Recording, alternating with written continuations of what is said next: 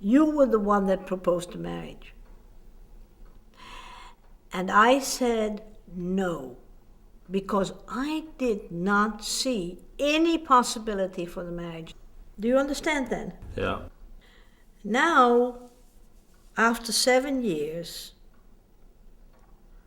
I propose to you a marriage. And the reason that I am so despondent is that you say no. Now, what does that really mean?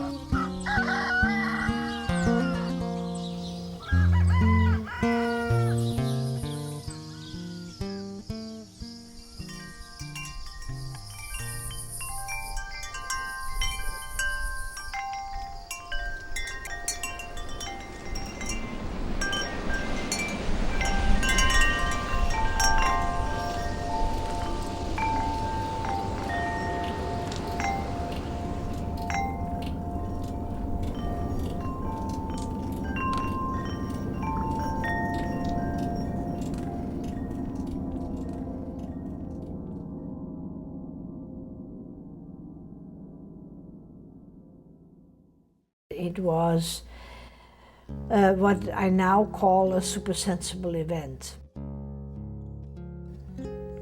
I was transported into a place where it was very quiet and very large. I did not see anything, but I heard a voice that said, I am the past, I am the present, and I will be in the future.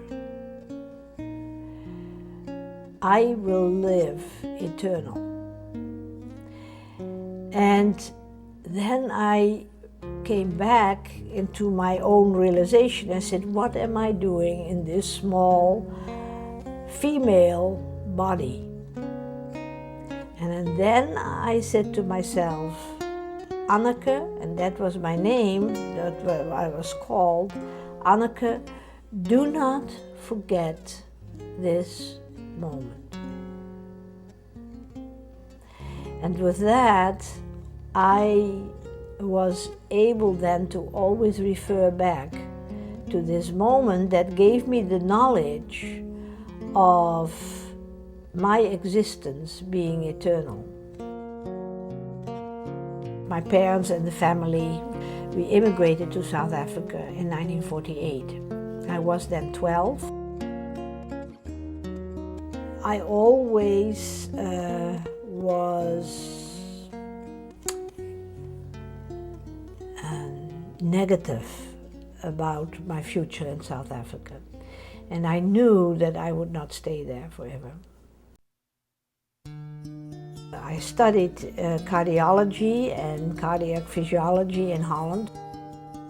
I had an absolute intent to go to America.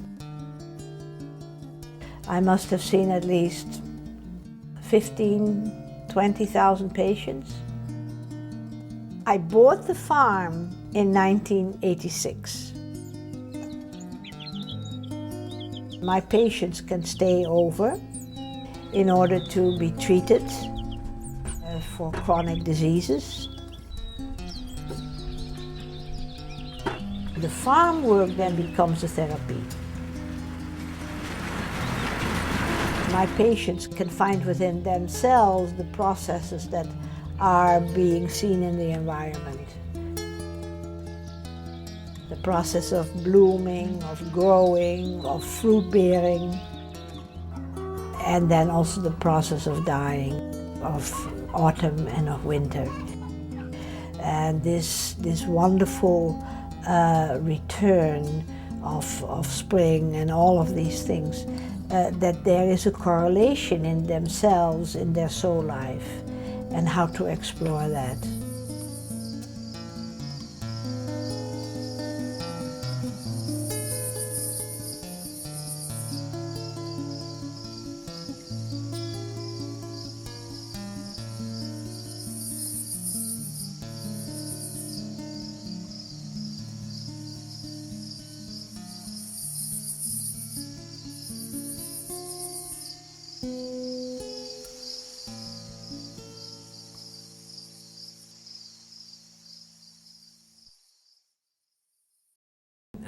I don't know how that was when you grew up, but we had all these still separate stores. You had the butcher had his own store, and the baker had his own store, and everybody had their own store. I would have a shopping basket, and my mother would send me to the butcher 2 or 3 times a week. The butcher had these liverwursts, very cheap. And then if a child would come in, then they would give them a slice of liverwurst. So I had no money, so I said, well, it's only 25 cents. I'll take it from the wallet of my mother. And then one day, my father saw me in the butcher store, so he came to say hello, and I had ordered my sausage. My mother got back to me, and she said, you know, you're stealing from me. I cannot trust you anymore. From now on, you have to show me all the receipts, and I will just I will count all the money, and there's no way that I can trust you anymore. And you know, she had me crawl on all fours.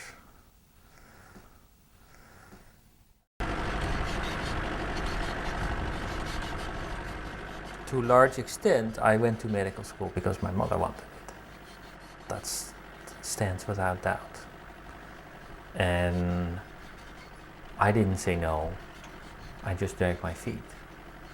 But I really tried. And I hated it, and it screwed me up completely. But I really tried. And the way, especially my interaction was with my mother, was that she could make me jump because I would look for her approval. And I realized I really had to be on the other side of the ocean. That's where I needed to be.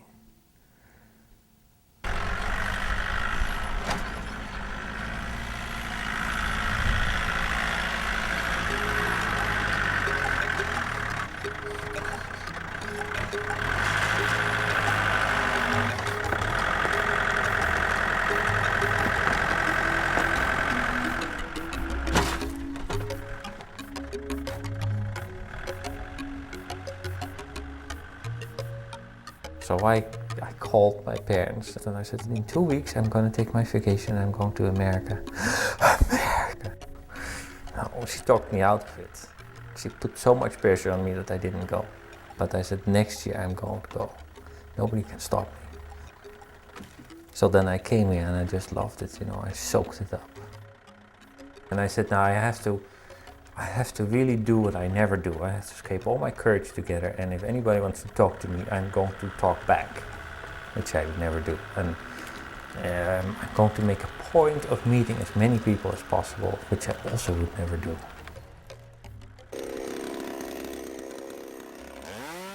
I think after a day or so, somebody sat next to me. She turned around, she said, I want to talk to you. I'm Anna Laps and I want to talk to you. It's okay, you want to talk to me, I'll talk to you. That's what I want to do. I felt that when I saw her, I looked right back into the past. And I really met somebody who I knew very, very, very well.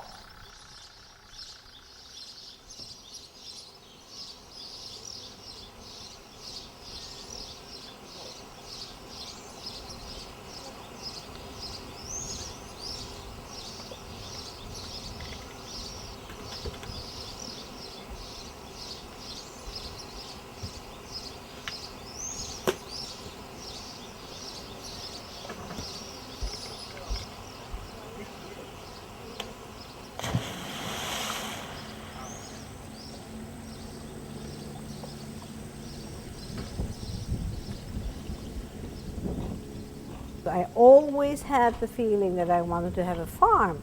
And what my idea was is once that I had established a medical arts center extended through the philosophy of anthroposophy, you needed really to combine that with agriculture. So I bought this property. And I was fully aware that it was toxic with the chemicals that the food farmer had put on the earth and he had put on the trees. When Arthur came here and he saw it, he said, you know, you have really done already a lot. But he said, I think that I can do more. Suddenly the idea became an ideal, is that we could work together, we would take this land, we would responsibly unfold it, we would certainly bring animal husbandry back.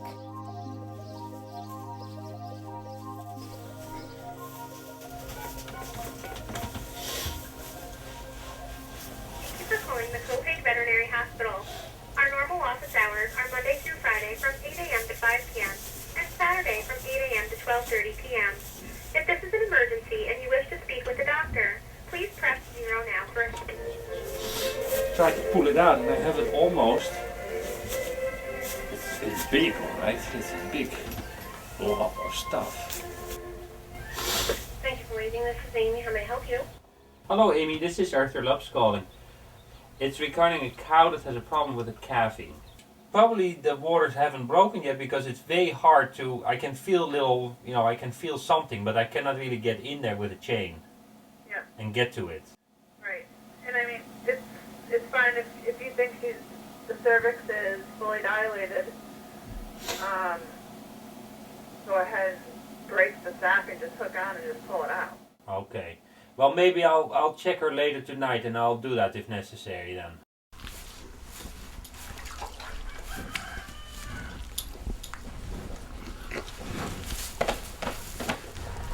She did it. All by herself.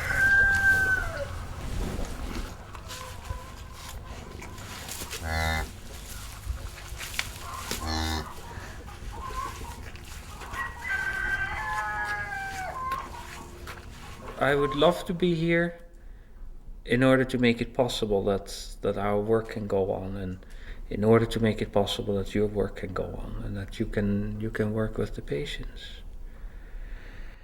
But I'm in I'm to a certain extent I'm in a not that I'm in a worse or a better place than you, but I feel I'm in a squash place. I'm squashed between myself and between my sense of responsibility for Pluralma Farm.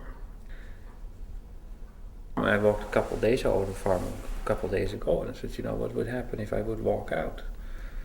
There's not one screw in this place that is being moved in some way that I know of and that I feel responsible for. If that would fall away, then I wouldn't be able to do anything.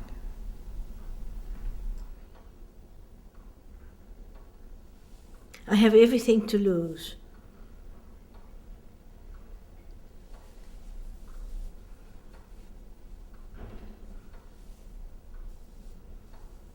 Now it's important that you know that.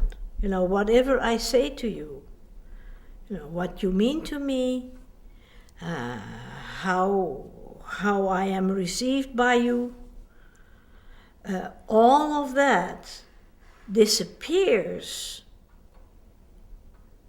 in your process of being involved with other things, with another human being. And I cannot do anything about it. It slips away. It slips away between my fingers.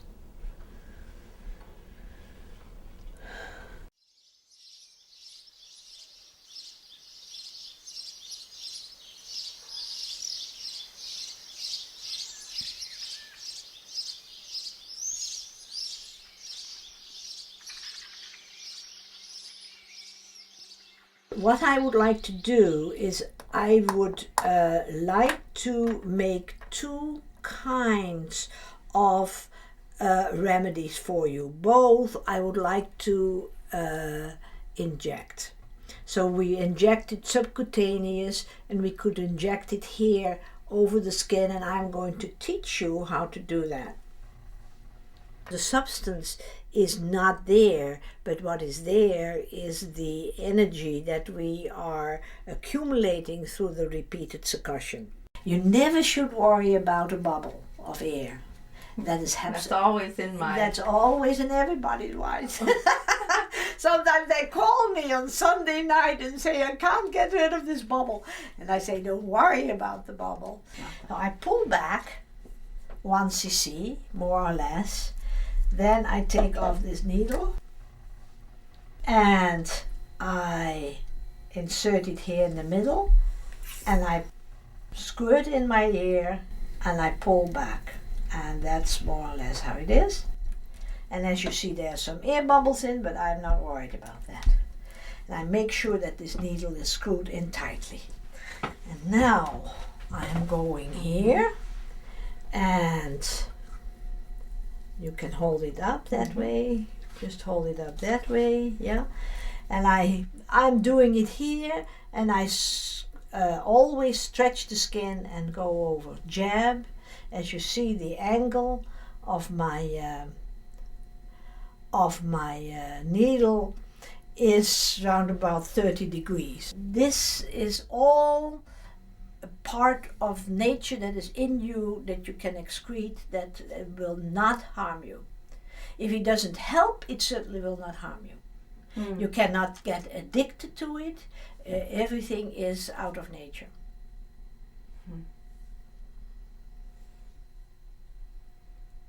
Good? Good. All right, good. Now I'm going to put the label on, and then you will understand which one is for pain and which one is for treatment.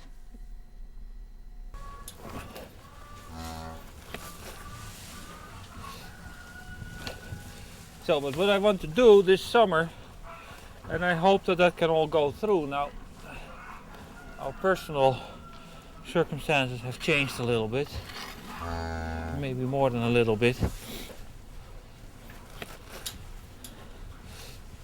is that I want to start to make cream and butter from part of the milk, and I want to make that available for people.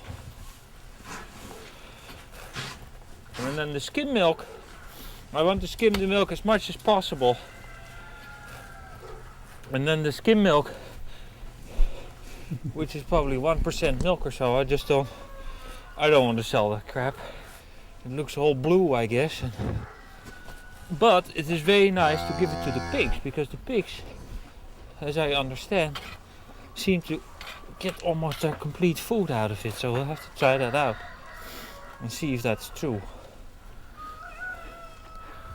And then I want to get half a dozen pigs and raise them on milk. So that's the idea.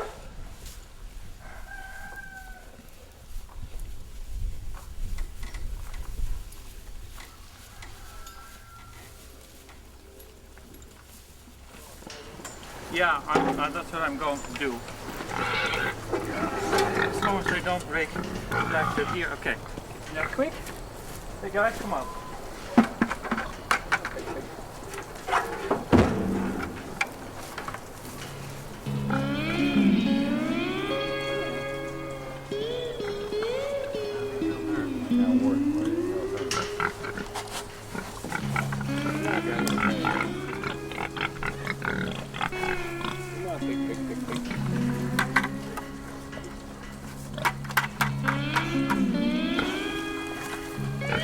I want to have something that they can actually sniff.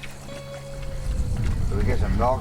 Yeah, why don't you get some One milk? bucket. Mm-hmm. Get half a bucket or so. Yeah. Oh, they have trouble getting in, George. Yeah. Next time maybe I should make a wooden raft. Well, if they want to get in, they'll get in. Don't Yeah, worry. I was thinking that.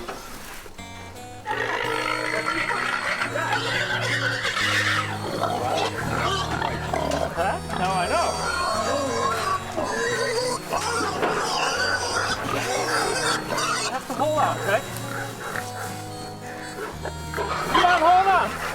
shit, I don't want all this screaming. Huh? Well, I don't put a rope around him. Just skid him right in. Okay, that's one. Two, what's that? You're in there now. Yeah. Okay, you have to hold on, right? You have it? I think so. I think you jump over it. Yeah, we got it.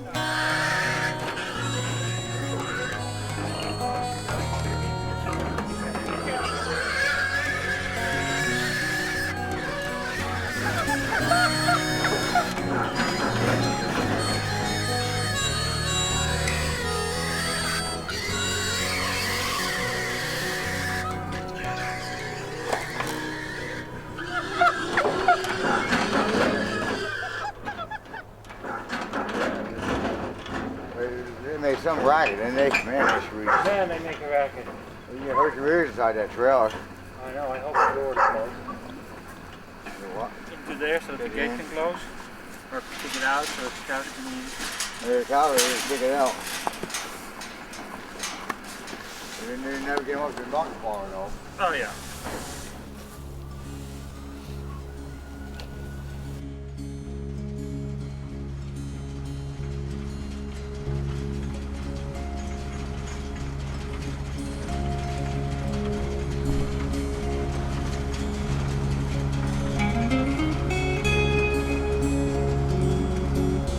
The reason why I feed hay is because the hay takes up the sunlight, so that I give the cows something that's really good for them.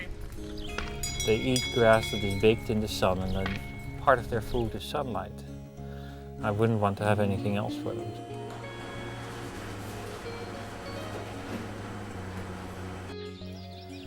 And it's because of the animals that I really have to concentrate on the pasture, because keeping animals is not enough. You really have to cultivate their environment.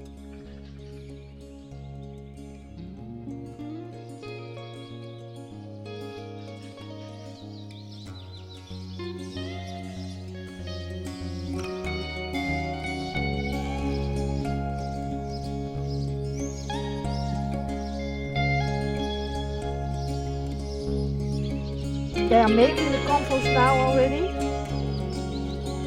They take the manure that has been rotted for a year. And boy, oh boy, it comes out wonderful.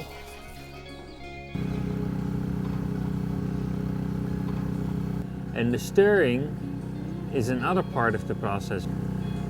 And it's very interesting to see how that also works in the conception of the human being. In the process of cell division, there's a moment of total chaos. That is the moment where the influence on the forming forces takes place, and then outside influences can come into the cell and start to work with it. And then, of course, there's an orderly result in the cell division itself. And I feel that plays also a role in the moment of chaos here in between the vortex, when we change the direction around.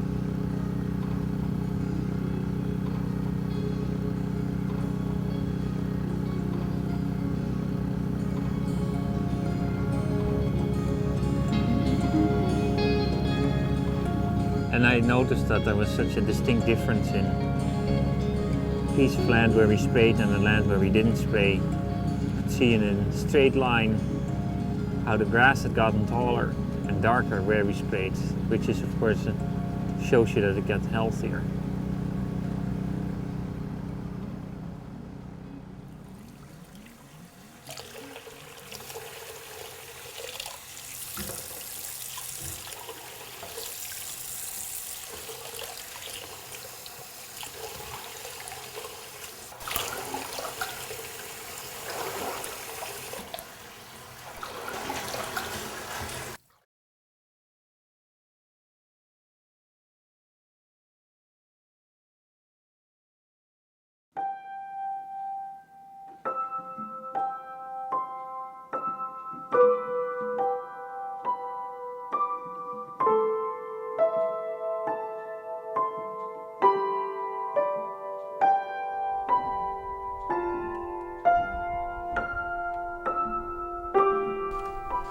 So did you wash your hair? Yes, I did. In the shower, but not today, yesterday. Really? Well, it looks good, huh? I have an aversion to death in other people. I don't like anything sad or unhappy. And this is what attacks me all the time. I lost 2 other babies that way too, from deaths of very close relatives of mine. And I just couldn't handle it, and I would lose the baby. I feel much better. You feel better? Yeah. What do you mean you feel better? The body is getting strong. Your body is getting stronger. Where are we going to, babe? Huh? Eternal life on Pleroma Farm? Eternal life on Pleroma Farm. Okay, good. I made room in all the... It's not productive to worry and emote constantly all day long, which is what I do.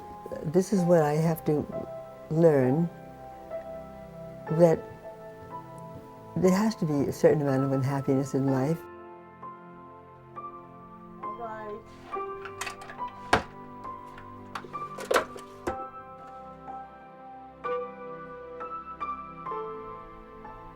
I hope, it is my hope, it is my hope, it is my prayer that you would receive the same out of Pleroma Farm. What I have received of our collaboration together in the last 7 years. I would not have been able to do anything on Pleroma Farm if it wasn't for you. Not because the patients would not have come, but because of the fact that you relieved me from my role of being the physician. That's all bullshit.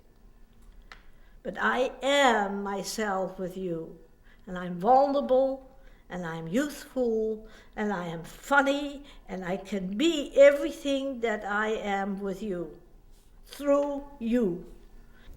We play different roles for each other. You've played a different role so far for me, and I've played another kind of a role for you than that I have.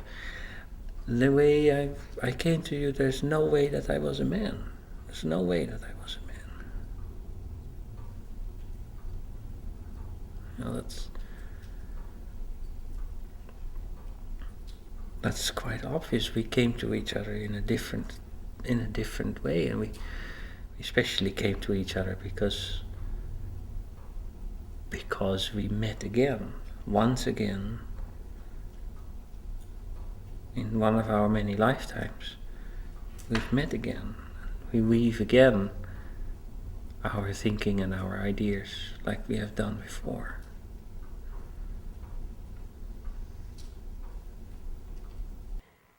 He and I got together when I was 63 and he was 28. I am saying to myself, well, Anna, what were you thinking? And the only answer that I can give is I experienced him as an angel. And it really shook me. It shook me to the core of my heart. He was at the beginning of his creation, I was at the end. For me, it was a fulfillment that we could do something together before I go to the stars. And for him, he still brought something from the stars. And now he has arrived on Earth. And as he is becoming more of this Earth, he has the need, of course, to stand alone and to stand there in his own validity. And I have to go my way, and he has to go his way. So if I saw him walking out to the fields with the cows, I would see the way he walked and his gestures were familiar to me. And I would say, God, you know, he's so familiar to me. What is this? Or then I would see his hands and he would be familiar. So it was always very, very profound, but subtle enough that I could almost make it a poem and sort of separate myself from it a little bit. You know, and that's how I chose to put it in sort of this artistic space almost, and not any more than that. And I find it very difficult to exactly say when something happened. But I think that later on by the time Melanie said, you are really the person that plays an important role in my life. You are really the person who I desire to be my lover. By that time, I denied anything. I would be in the garden with Anna working, and I would see Arthur walking by or do something, and I would have such strong feelings. And I felt so dishonest to her, and I loved her so much. I felt like she has to know this. And what we sit with right now is that exactly the situation, that my life is full-time on the farm and her life is full-time at her home. And we have to make it work. It cannot be that there are three. It cannot be that you would come to me for a certain spiritual succor, and then you have another woman for who a carnal relationship is the most important.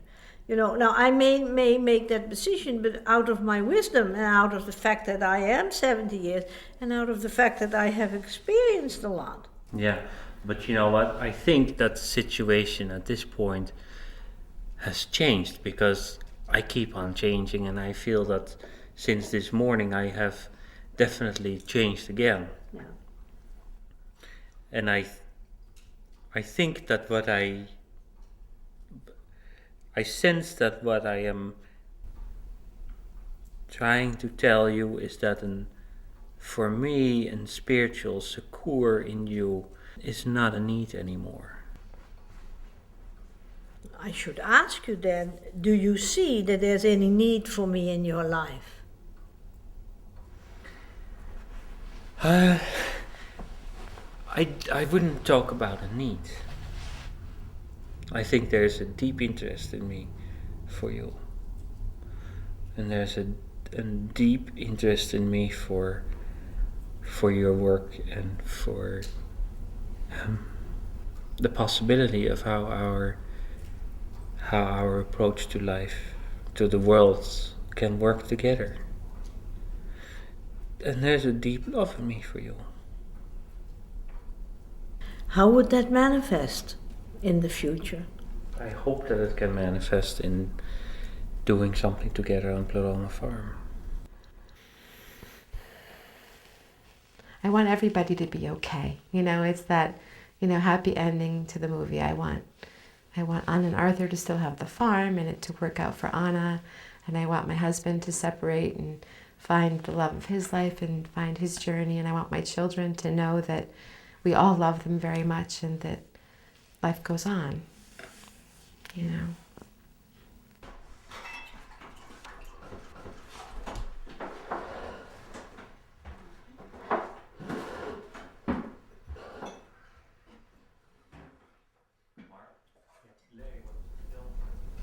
We now have a lot of people around us. If we sit at the table, you cannot help but being drawn into the position of being the doctor, and I cannot help but being drawn into the position of being the farmer, and that's how it is. I want to know your stories, and I want to know how long you spent in South Africa and all those things, and it's understandable, but we cannot help but being projected a certain role, and they always want to know what I have been doing outside. They have no idea about me. I'm just, to a large extent, I'm their concept. And as far as they don't understand me, they're scared shitless of me.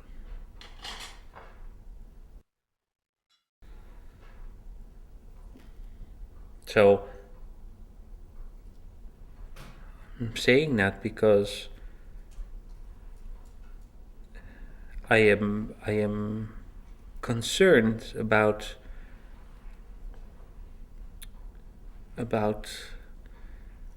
how we can work together once I am not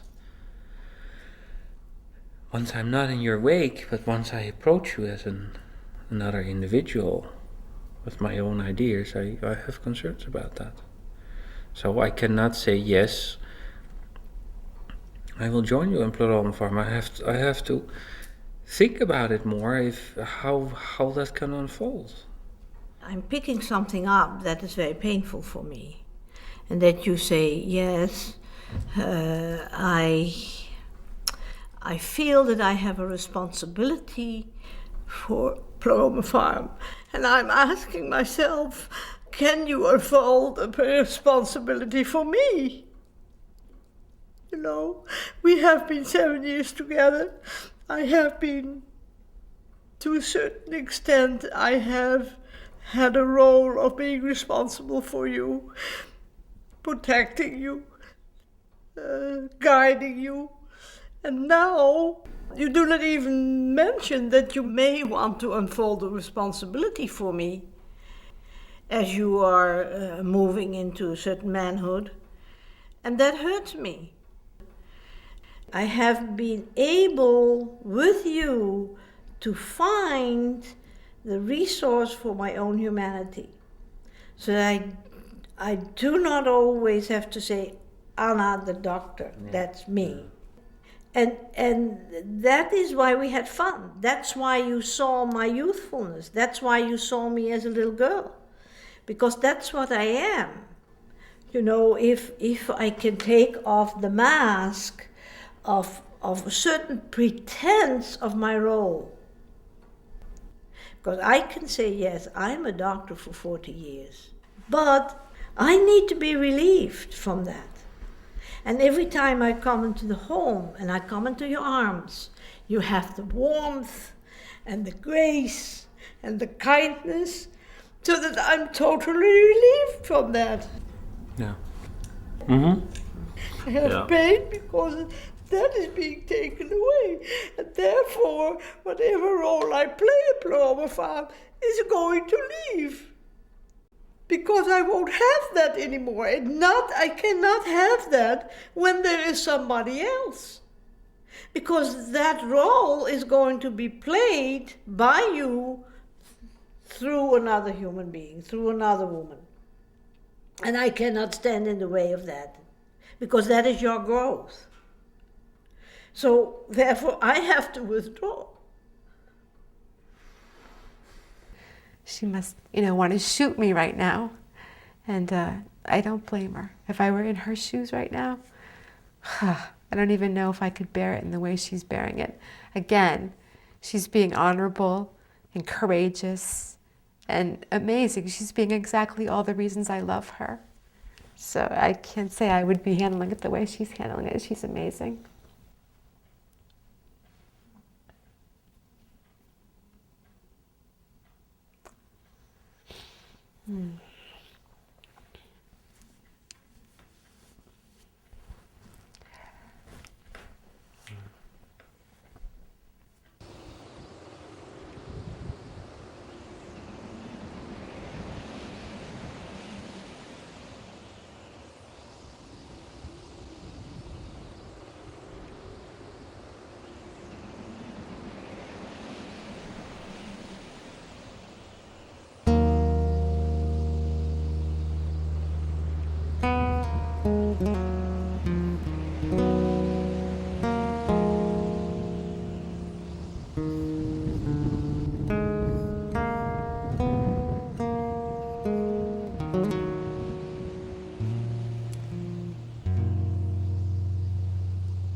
I feel very much that Luna is like the nose of the farm. It's as if she's sniffing everything out.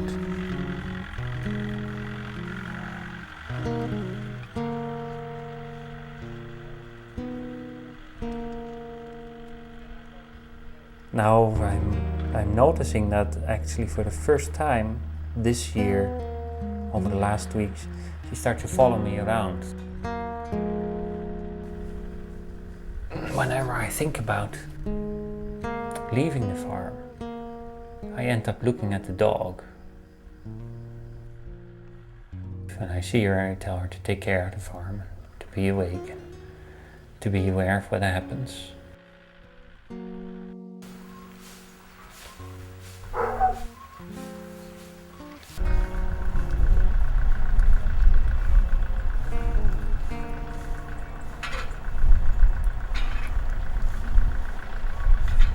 I can see that it is probably good if Anna and I have a little distance. Sooner or later, we can meet each other on a basis that is less clouded by me seeing her as my mother. She's seeing me as a pupil, or even a son.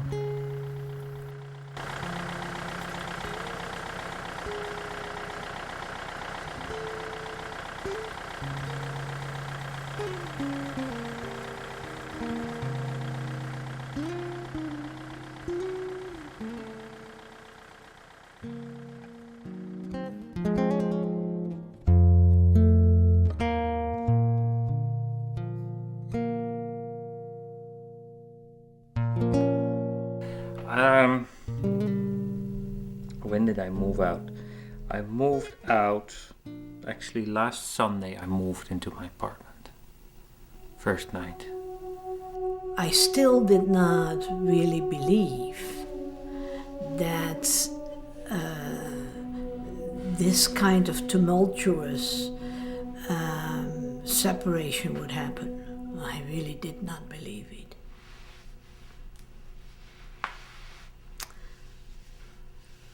But it did happen, and I feel that the will of Arthur and his tenacity to really. Part of this. I'm sorry, and I'm sure I have a lot to say. I know I have a lot to say, but I'm willing to open myself about it. It hurts like I don't think it's gonna go anywhere. I really am, we're not trying to fix, trying to develop a different relationship. Well, why don't you get lunch ready? I think we need to look at if we are together, and when we now come together, we really look at the positive things and what we can do, and I can just not, it breaks down more than I can handle. If we now talk about the bad things that have happened between us, it's so raw. It just doesn't go. And I can talk about those things if I'm alone. I'm in my own place, then I'm willing to open up. And then you can take whatever you want. That's positive. That doesn't hurt Anna. Yeah. But I do see that there is there has to be some kind of we'll be there at half an hour. Maybe you don't want to have me again, but it is actually good that we have a little bit of a continuation from my point of view, and you can ask his point of view what really happened. It's amazing how hurt he is. I am so stunned about his reaction and his thoughts. I don't know what he's thinking. He has moved out of the house, and he has moved out of any kind of intimate, a physical relationship. And I do not know really what is truthful about our relationships.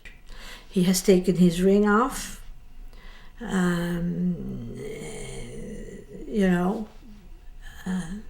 I know. But, I'm not asking myself or him, does it hurt you to take your ring off? When you say marriage doesn't mean anything, what does it mean to you to take your ring off? For me, it was very difficult. It's an act that's very difficult.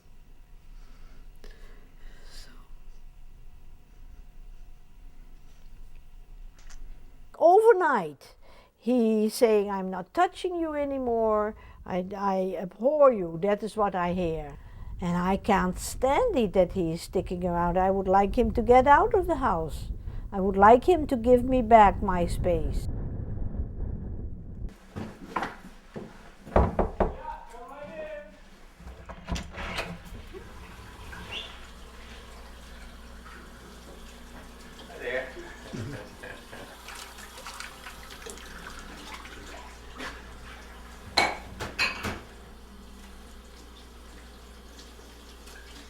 She had a note on the door, don't bother coming back. Don't come anymore. And then I said to myself, you know, maybe I'm scared to leave, but on the other hand, who's going to take care of the farm? If she wants me to leave, we need at least 3 months because I have to clean up the farm. Get rid of the cows, sell the equipment for a good price, and, you know, get things settled and worked out in a decent way, and then I can walk out. So I went into the house, and she had changed her bedroom around completely. It was just heart-wrenching. And she didn't want to talk to me. So I went to my bedroom, and then later on I said, you know, I cannot sleep. How can we, you know, we have to work this out. So that was the last night that we spent together in bed, and I just lay next to her and we talked. At least made a start for something new. Sorry. And then I said, I have to move out because I have to be able to objectify what's happening. I have to be able to objectify the farm because I'm completely surrounded by Anna and I cannot think anymore. I cannot objectify.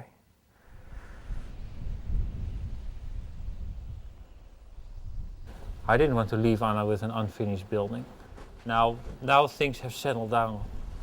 I don't mind working on it anymore. I just want to get it done because I want to start to farm. I want to be outside. I don't want to be building anymore. You know what? If you look on the other side, part of the building is revealed. And if it blows real hard, then sometimes they lift up and you can see. Just like looking at somebody's skirts blowing against her body. It's quite a feminine building. I had wanted to make the building about as big as this room. And then we added Melanie was going to work on the farm. And then now that's not really possible because of the way things are. And Melanie wanted to have a place where she could take a shower after work. So where we're standing right now, this is going to be the bathroom. After we decided that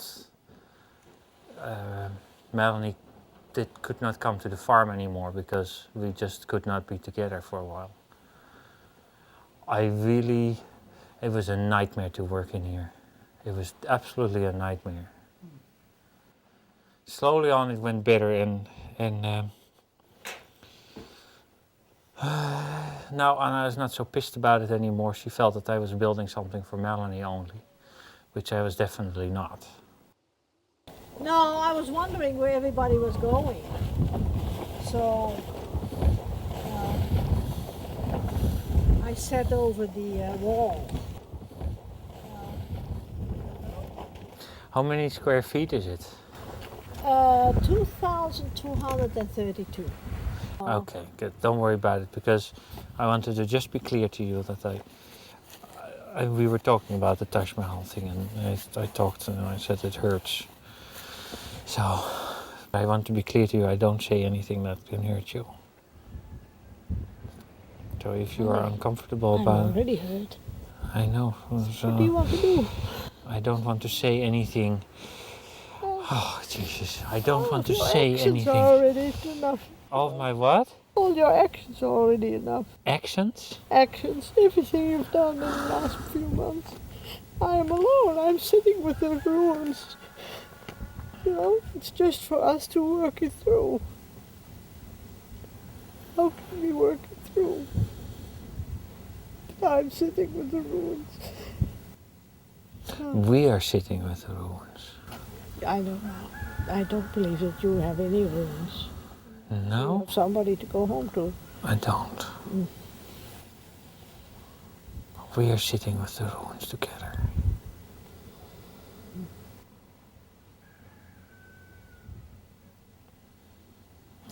Let's work on the positive. Shall we do that? Every day we take a little step with our class lessons.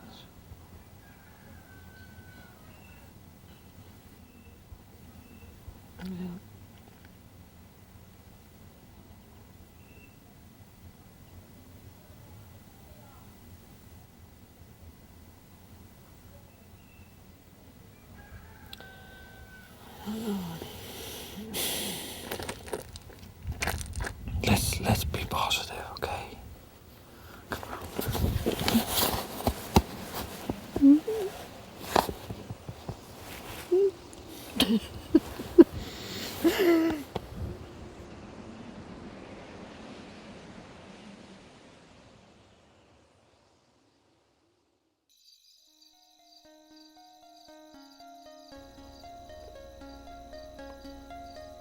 How much is being destroyed? What is going to get broken today? What's going to come out of her mouth next? Is there a moment of peace, and then I breathe up and then something else comes in? She doesn't even mean it. And I interpret it immediately in a negative way. I hardly have time to look at a new relationship. What I have become very conscious of is my severe fury, anger, probably also jealousy when I hear about the other woman. He sacrificed his life for another woman.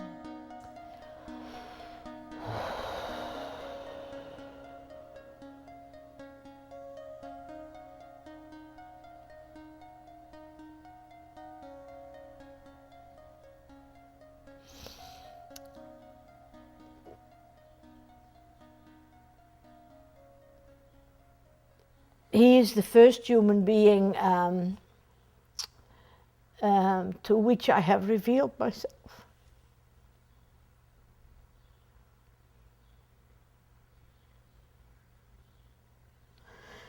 And that was really because I did not hold back. He revealed himself to me. And my gesture was, you know, he gave me the cup and I took his cup. And we drank of each other. This is a metaphor that I see very strongly. In the process for a human being to trust another human being so that she can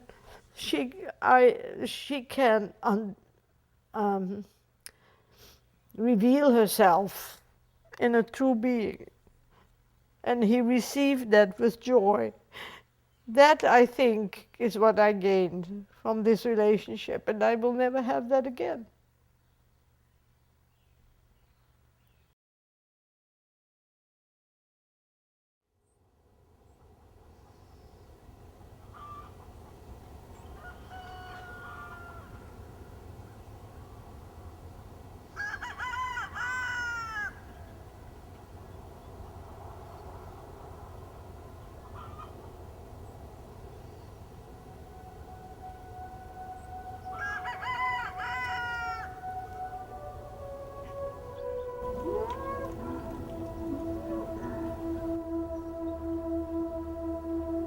You know, when I grew up, and I was just 3, 4, 5, my parents lived in one of these suburbs in Holland that was just put up in people's pastures. And there was still a farmer who lived there, and he still had cows there, and he had lost all his land. You know, the government had just forced him to sell out. That's how it goes there. I still remember it. He had a horse-drawn cart and rubber tires, and he would sit on the front and he would collect potato peels and apple peels and vegetables from people's kitchens, and he would feed it to his cows. He still had his barns, and he would milk his cows and he would feed them that. And of course he would drive through his old pastures, but now they were roads and they were houses. And then it was just a phenomena, you know, there's the man who comes to pick up that stuff. Now I could understand more why he did it, and it was because he couldn't leave. There was no way he could leave.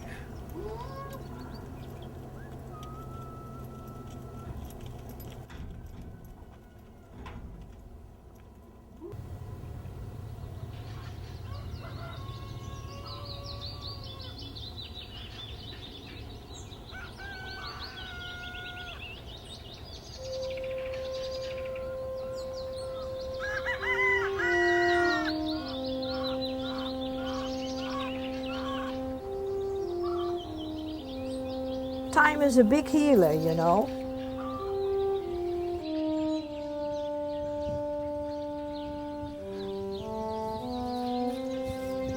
And you know, when I was very depressed, last few months, he was always there, you know. And said, Arthur, you have to get away. Just let me work it out on my own. He says, well, I cannot get away from you. I cannot see you suffer, and I think it's terrible what is happening, and I cannot prevent it. And I know I have to do my own thing, and it's the generation gap that we have, and you can say whatever you want, you know. You can call it all kinds of things, but if you really are bonded together like we are, and it is not necessarily a marital bond, but it is a bond of God knows what.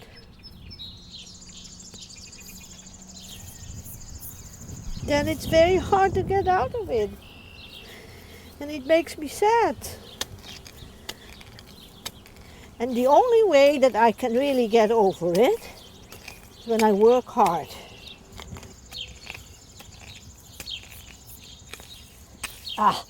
It feels so good when I pull these weeds out and crackle under my instrument. Pull it out. So good.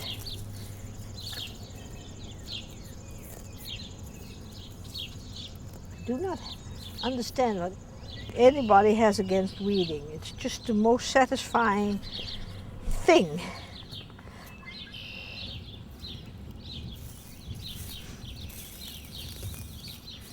It's like weeding out your life of impurities. You have to know exactly what the good stuff is and what the bad stuff is. It's a conundrum. It's just a conundrum. We still want to work together, and the fact is we are still emotionally involved with each other. Not in a negative way, but just in a sublime, positive way.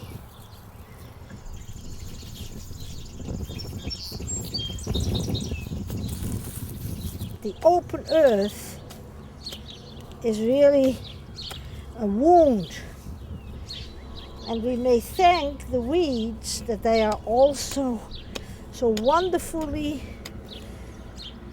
able to cover the open wound. Hi there. Well, I am okay. I am okay. So, what do you think is happening? Well, I just came in. I'm going to check out the cows. Yeah, and? And then I'm going to see... Did you get staples? Did you do? Never even thought of it. My goodness me. But I have news for you. They are open tonight. Did you go to the... I didn't go anywhere. You didn't? I slept and I typed. And then I said, no, I have to go because can you imagine? I never even saw it. It's just, I can also go, you know, to Staples, but yeah, I could do it. We can make a little go of it, that's no problem. I can do it afterwards. It's just that I have to, of course, I have to take a shower anyhow after I'm done here. Yeah. Okay. Yeah. And I wanted to have everything ready for Michaelmas tomorrow. Okay. So it's such a big gathering. But this is a very important time of the year. This is Michaelmas. So we are actually gathering with the impulse of Michaelmas. And there are always changes, and if we do not heed changes that well up within our own beingness, then I think that any kind of impulse or endeavor can become decadent. And Arthur and I have thought very much about it. You all are aware that there are some changes in our own lives. And I have really thought about it very, very deeply. And said, well, what can happen? Are we going to close everything down? A change needs to be. And it's absolutely, for me, it stands very clear that we are looking more towards a community. I have an intention, very true intention, a heartfelt intention, to step back, which means that I am really trying to look towards all of you to gather enough strength so that we can become collaborators instead of me being the leader or, you know, everything falling back on me. This doesn't mean that patients will not come.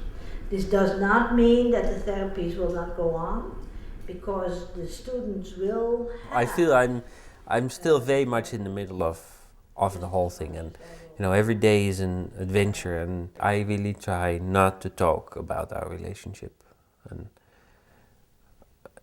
sometimes it does happen, and sometimes Anna still has venomous remarks, but she then also sees it right away, and you know, then she also tries to adjust, and she really has a good mood, and which is, you know, it's important for me too, because I can only handle so much. And the other thing is that I can see that it would have been much more logical had I told Anna that I was going to begin a relationship with Melanie, or at least tell her that I loved her before I had done. I can see that, but I can also see that I was not strong enough to do that, and I can also see that it was possibly impossible. The choice that he has made really comes out of an age that is adolescent. And am I able to accept that? And if I can accept it, then I know that I cannot change that. And that was for me a great help. Because I remember my mother, who was also a physician, who was always wise, and she said, Anna, never forget that most women will come to your practice and tell you that their husbands are their oldest and most difficult son. And she said that out of the wisdom of the woman. And so here I am finding out that to a certain extent the wisdom of the woman in a society is that she needs to understand that often she does not marry a real man. And who is going to make the man is her own wisdom, through acceptance and through tolerance, and actually through fun. And what I see in Arthur is that he is becoming more of a man.